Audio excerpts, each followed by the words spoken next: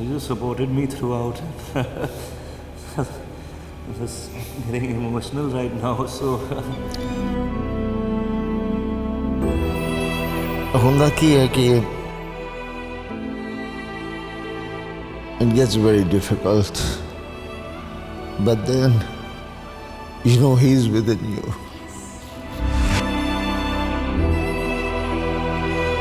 and he's watching.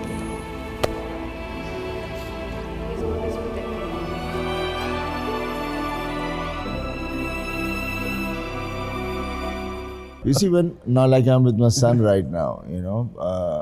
ਇਹ feel ਹੁੰਦਾ ਹੈ ਜਦ ਯੂ ਨੋ ਕਿ ਬੇਟੇ ਨਾਲ ਹੈ ਸਭ ਸਹੀ ਹੋਵੇ ਗਲਤ ਨਾ ਹੋਵੇ ਇਹ ਨਾ ਹੋਵੇ you know and that's when you realise ਜਦ ਪਾਪਾ ਹੁੰਦੇ ਸੀਗੇ ਮੇਰੇ ਨਾਲ ਤਾਂ ਉਹ ਵੀ ਉਹਨਾਂ ਨੂੰ ਵੀ ਇਹ ਹੁੰਦਾ ਸੀ ਸਾਨੂੰ ਲੱਗਦਾ ਕਿਉਂ ਇੱਦਾਂ ਸੋਚਦੇ ਨਾ ਸੋਚੋ ਅਸੀਂ ਕਰ ਲਾਂਗੇ you know it used to be like that but then when you reach that fatherhood and that suddenly it starts remembering all these things and then you say okay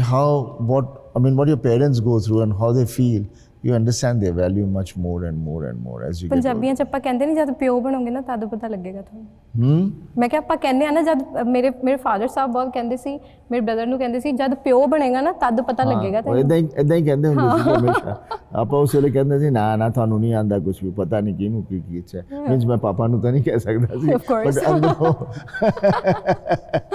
Sunny sir ਜਦ ਵੀ ਤੁਸੀਂ ਰਾਜਕੁਮਾਰ ਸੰਤੋਸ਼ੀ ਜੀ ਨਾਲ ਕੰਮ ਕੀਤਾ ਕਮਾਲ ਕੀਤਾ ਹੈ so how is the association ਇੰਨੇ ਸਾਲਾਂ ਦੀ ਰਾਜ ਨਾਲ ਮੇਰੀ ਸ਼ੁਰੂਆਤ ਤਾਂ ਹੋਈ ਸੀਗੀ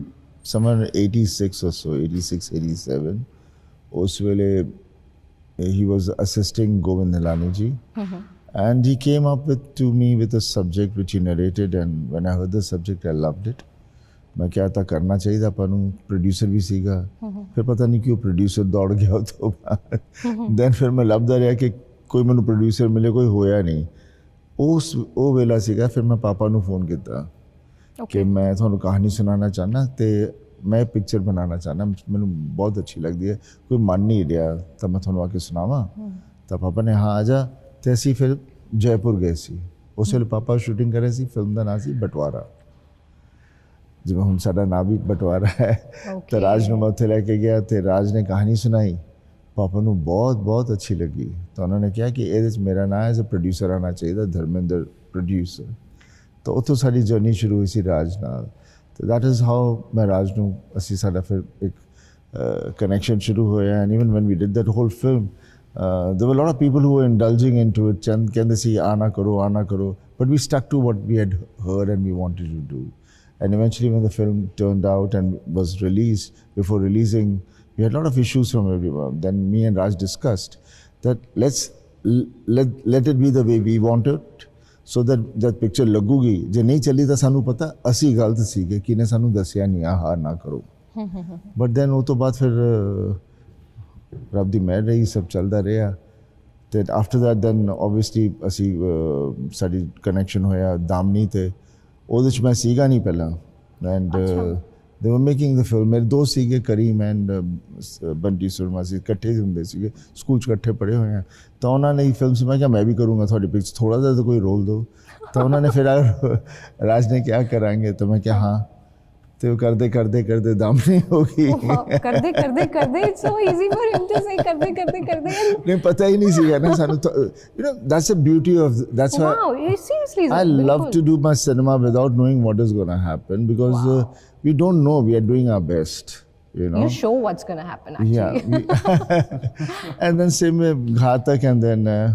obviously then we didn't work for a long time and we wanted to do but it didn't happen. Then the things were not also functioning so it was not happening. Then again like I said other things happened and utobad this was the subject we wanted to do. Batwara te